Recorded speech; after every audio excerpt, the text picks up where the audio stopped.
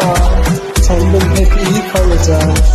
Yetmiyor hiçbir iltifat, yetmiyorsan.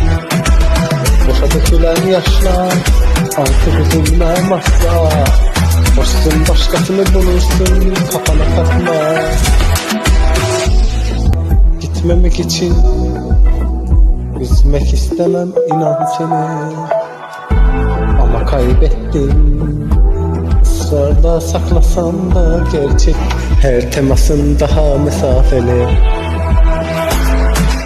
Her şey güzeldi geçmiyor geçmişin izleri. Uykumdan eden soğukluğun yanım kabullenir.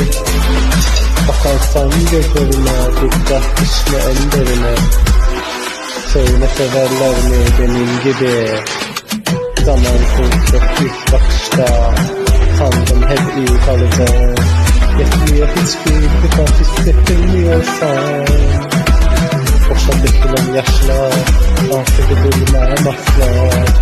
Hoşsun başkasını bulursun, kafana takma.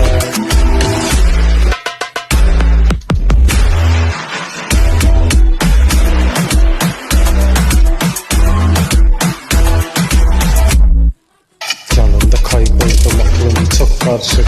Bulurum yolunu alıştım, sabrımı çoktandır aşmıştım hala. Konuşma bittin en başından, artık 3 sene yakından. Gün gün haftada kapına şüphelendim, ağlatır bir anda. Her şey güzeldi geçmiyor geçmişin izleri. Uykumdan eder soğukluğun yanım kabullenir. Bakarsan gözlerime dikkat düşme en derine. Söyle severler mi benim gibi? Zamansız ve bir başta sandım hep iyi kalacağım. Yetmiyor hiçbir iltifat hissettirmiyorsan. Boşa dökülen yaşlar artık üzülmem asla.